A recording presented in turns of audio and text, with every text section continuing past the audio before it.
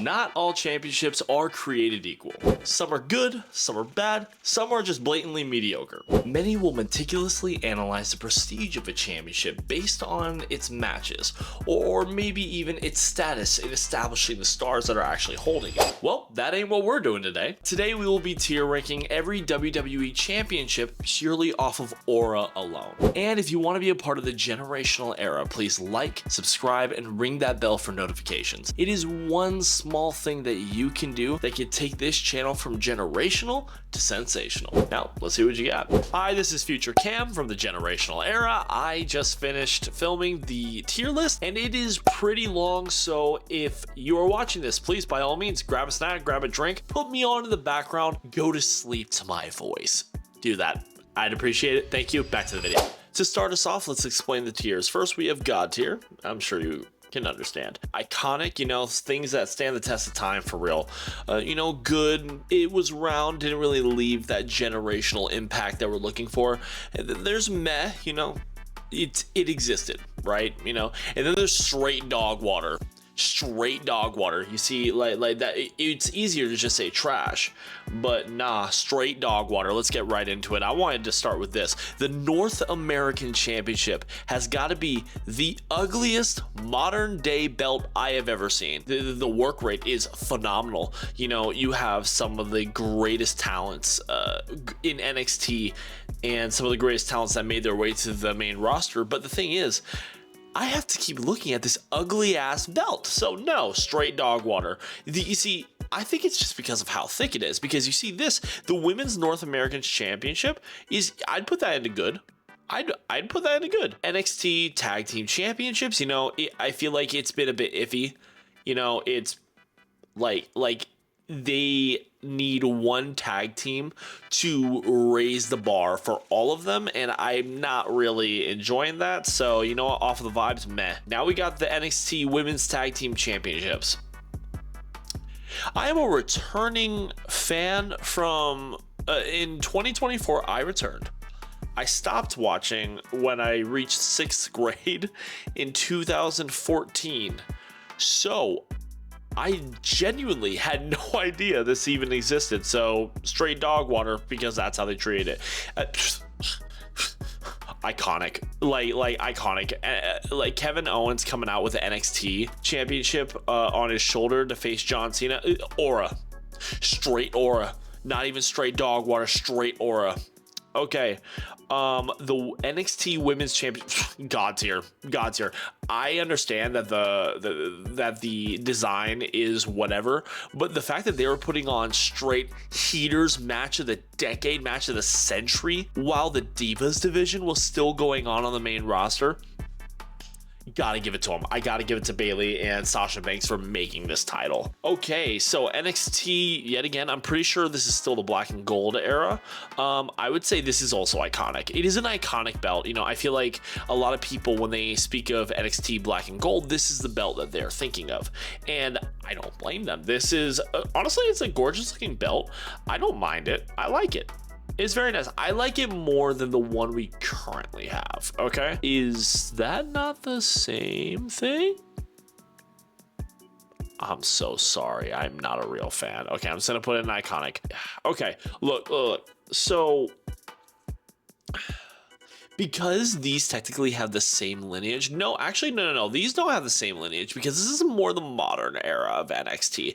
I would say this is good. Same goes for the women's ones. We have our iconic champions like Obafemi, like Trick Williams, but I feel like it has not gotten the ball rolling with it yet. Okay, this is just my opinion. This is the worst design for all the NXT championships for the main world championship they have. But I digress. Let's move on. Hardcore championship. The most overrated championship I've ever seen. Meh. It is ugly to look at. I don't care. It's kind of like McFoley. He's enjoyable, sure, but he is so hard to look at sometimes. I cannot even see that. Oh, the Cruiserweight Championship. Oh my God. You see, as much as I'd want to put it in the iconic, just for me personally, I just, in this era of the Cruiserweight division, I just feel was not big enough to warrant its iconicism, because for fans like myself who love professional wrestling, who loved the era of WCW, who can enjoy New Japan Pro Wrestling, AEW, that kind of a thing, we broaden our horizons and we search for wrestling history, great matches, and I feel like you will find a lot of that in the cruiserweight, the older cruiserweight division. But if it's not something that a general audience member would know, I can't say that it was iconic. So unfortunately this, and let's just go with the look, it looks just like any other championship you would see. It looks like a tag team championship, so I'm just gonna put that in meh. The purple cruiserweight, as much as I like, I like the whole 205 Live era, I love the cruiserweight division, I love the matches that we got from it. The fact that they had to merge it with the North American Championship because they just really didn't have anything for it is not necessarily a good sign. But I will say, out of all these championships, you look at this entire list. Sorry, let me put this like right here. You look at this entire list. What is the title that you're like, oh, that is the most unique looking out of all of them? I'd have to say it's either the Cruiserweight or the Divas Championship. So you know what? Because it has such a unique look, I think I'm gonna put it into good. It is the most unique looking belt on here, and that's got to count for something. The Divas Championship.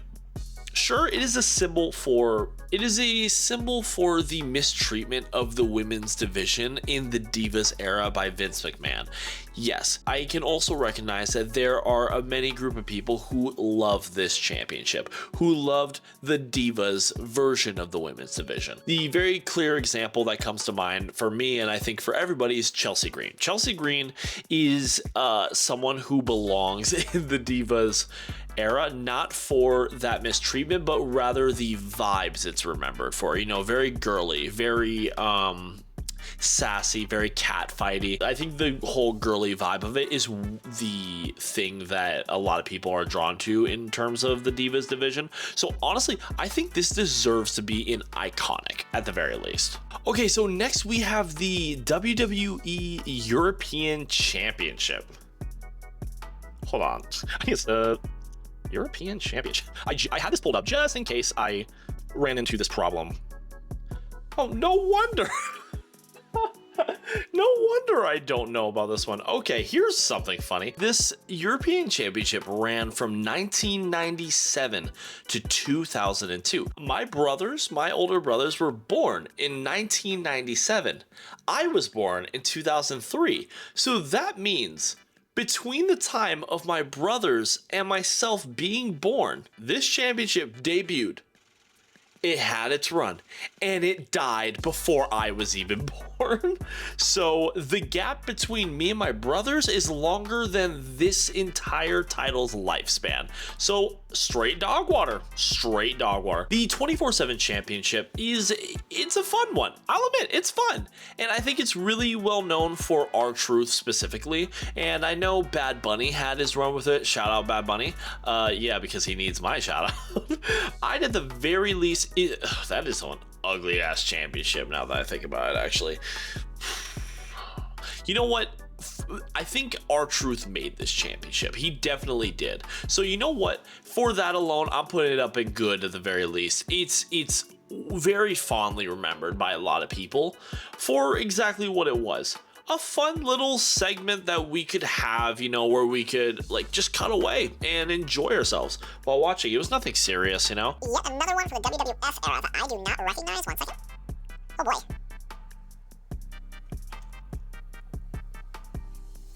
Hold up. Genuinely just trying to find this. Oh, light heavyweight championship.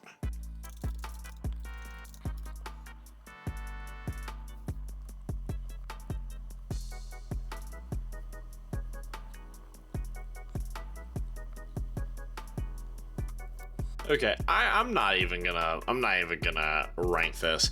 Oh yeah, something to note is that any of these championships beyond the modern day World Heavyweight Championship at the bottom here, I'm just not considering because I just don't know enough. I don't know enough about these ones to give a full opinion. At the very least, I'm familiar somewhat with any of these ones that I'm ranking here.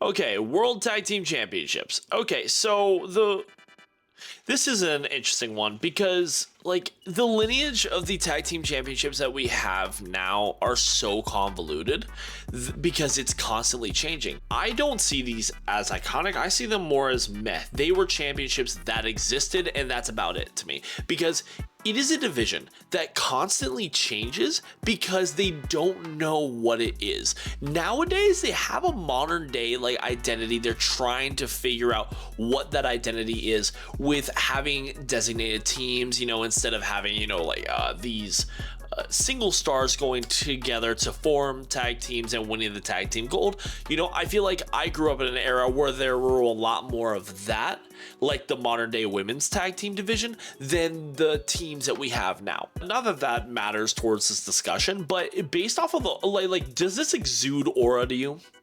Do any of these tag team championships exude? Wait, hold up.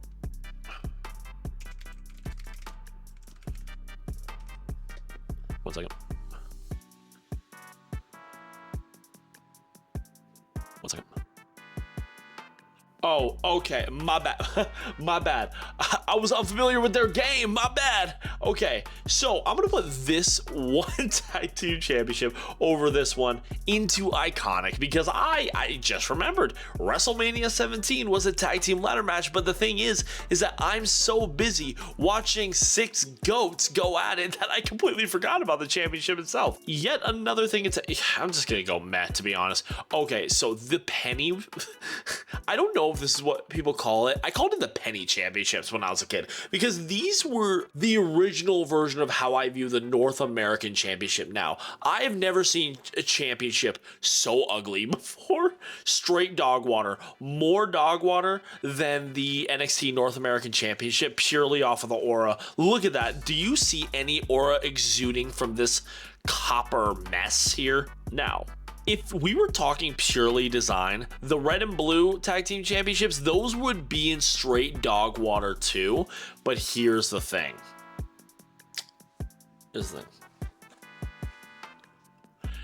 These are the only tag team championships that made it into the main event of WrestleMania. And for that alone, God tier. Absolutely God tier. The fact that there was a tag team championship storyline so good, so like fitting for the main event of WrestleMania that it made it there, the first one ever. And the fact that it wasn't even that long ago, that alone deserves to be in God tier. Now we have the Raw tag teams. Raw, more like SmackDown. Ho! I'm gonna put the SmackDown tag team titles into good because the aura surrounding the teams was a lot better. The fact that you tuned into SmackDown knowing you were gonna get a boring ass show but one hell of a tag team match every single week for the longest time is why it deserves to at least be in good and not in dog water with Raw. Ooh. Oh ho ho. The Intercontinental Championship. The working man's. This one is like the IC title. I feel like a lot of people, when they think of the Intercontinental Championship, this is the one they think of. This is the one where they're like, yeah, this was the championship where it showcased all of our favorites, all the greats. You know, I believe it was like, it's Ricky Steamboat and Macho Man Randy Savage having like straight barn burners over the IC title. Oh my God. Yeah, no, like God tier. This is a God tier pick right here.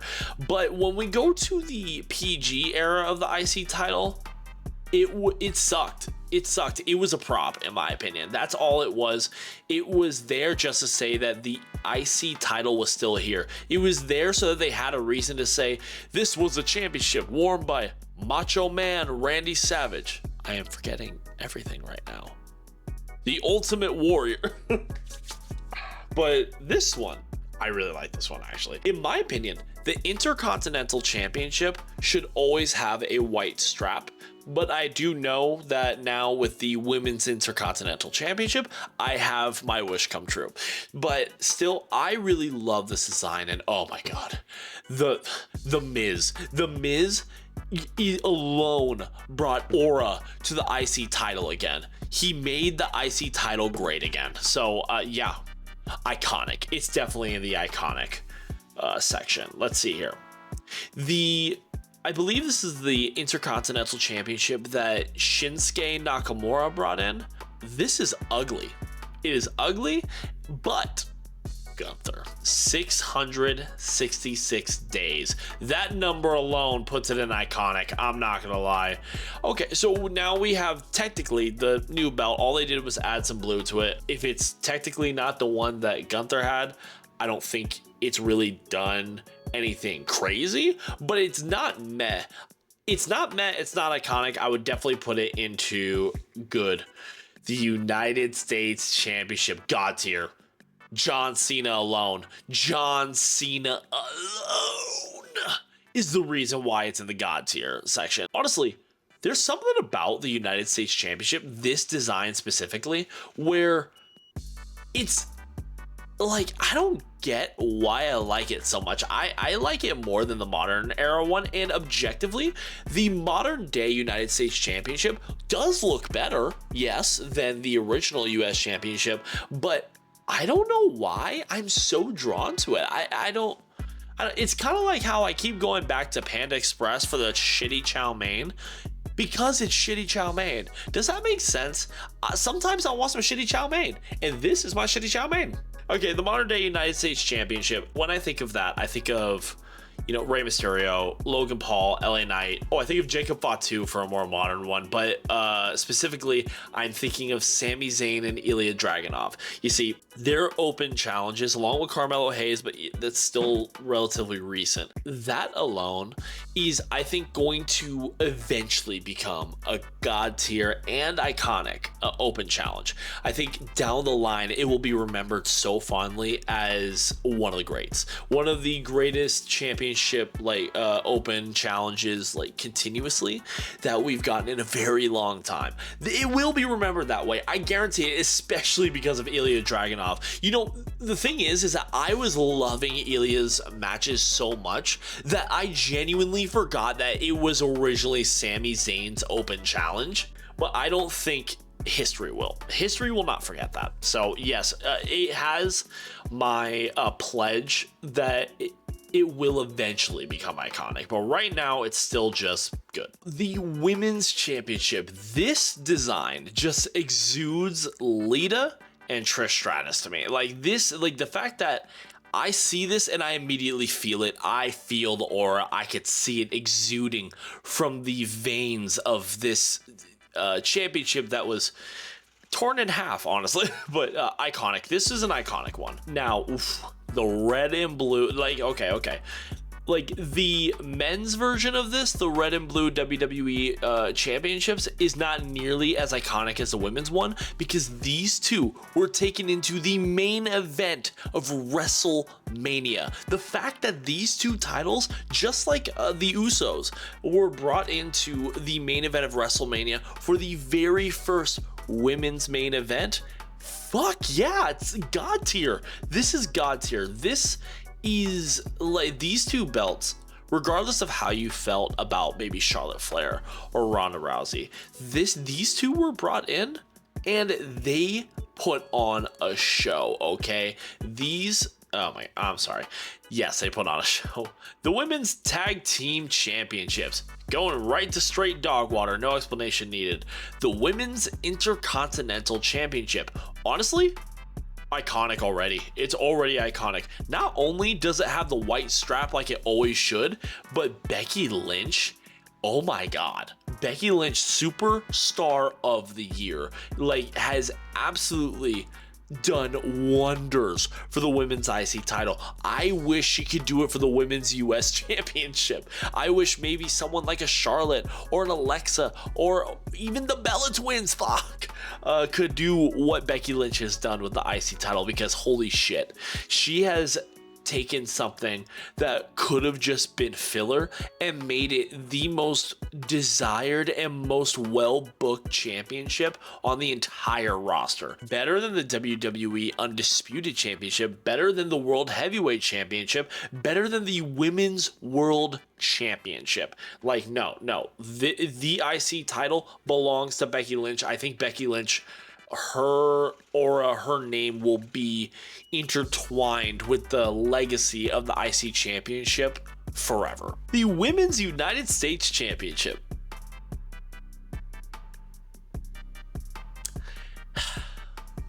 Oh, this is a fun one. Okay, so I want to put these two Winged Eagle belts together because this is the opinion that usually gets me chewed out by every single wrestling fan. The Winged Eagle belt has got to be the most overrated championship of all time. It looks great. Yes, I agree. But the glaze is crazy. To say this is the most gorgeous belt that has ever graced wrestling is kind of crazy. Anyone who has seen the IWGP Championship, their World Championship, oh my God. Oh, it is so gorgeous. I get that we are talking about WWE championships. We have the spinner belt. We have the original IC title. We got the big gold. Oh my God, we got the big gold championship. Like, come on. The Winged Eagle belt is a fine belt. I can't deny that it's iconic, but God tier? In my opinion, nah. Okay, and the fact that I can't even tell the difference between these two, like one has a little more gold than the other. I'm straight up, I will take the hate. I'm just going to put it into good. I'm pretty sure this is just like the Stone Cold Steve Austin World Heavyweight Championship. This one is an iconic one. Okay. Oh yeah, this is also like if I have to keep hearing people tell me how underrated this World Championship was, I am going to lose it. I'm going to genuinely lose it because look, I can't tell the difference. Like at a glance, this and this World Championship and this Tag Championship look damn near the same. So why should I be cared about this one? I honestly, y'all can hate me all you want. With how much y'all glaze this one, calling it underrated, I have started believing that it's genuinely overrated. This World Championship, ugly. It's ugly to me. The spinner belt. Need I say more? The WWE Championship, but the WWE symbol can spin? Come on. It is so awesome. Y'all claimed it ruined wrestling. It didn't. It saved it. I don't know why the US spinner belt ain't on here, but still, the WWE Championship as a spinner belt was the best one. I don't care. Argue with the wall. Argue with the wall. This was the greatest design for the WWE Championship that we've ever had, to be honest. Yeah, this is the WWE Championship that The Rock brought out. Okay. Now, here's something about this one. I will always remember it as the one that The Rock said was significantly better than the spinner belt. And that's okay if you want to say that, but you're putting it down as if they didn't use it for a decade. Like, he's like, this is some stupid toy and this one looks amazing. Sure, I had the toy of the spinner belt. Don't call it a toy.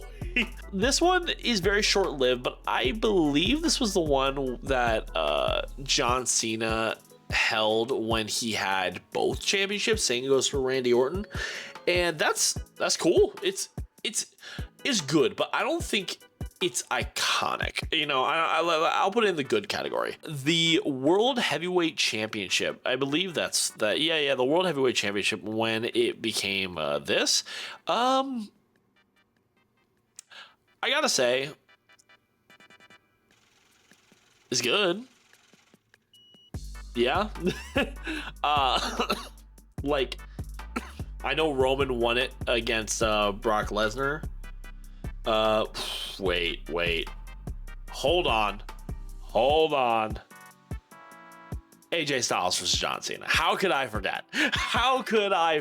In the moment? Oh my God. I am such a mark for John Cena, I'm starting to realize. But yeah, the fact that this was the belt that was won when John Cena finally tied with Ric Flair at the Royal Rumble. How can I not? This is an iconic belt for sure, for sure. Daniel Bryan's like eco-friendly belt had to be one of the most butt-fucking ugly things I've ever seen in my life. Next, the Raw Universal Championship. Finn Balor was the best in the world for one night. I feel as though that more people talk about that than any of the reigns that actually happened during the Raw like Universal Championship run. Is that kind of crazy to say? Like that more people remember how it started with the 1 day reign of Finn Balor than the actual reign? Like, I get that there's probably a lot of great matches with it, but that's all I really hear people talk about. I'll put it into good. Okay. But the SmackDown one, the legacy of this SmackDown one, Bray Wyatt, and especially Roman Reigns. Okay, when I think of like the early days of the Tribal Chief, I think of this belt right here. This is a god tier belt. This is a fun one. Honestly, I think a lot of people have claimed that the blue on it, and same goes for the red one, just doesn't look good. I like it. I really like it. And the thing is, I recognize that it looks a little odd, like compared to like a normal championship, but it's kind of like how I feel about the United States Championship.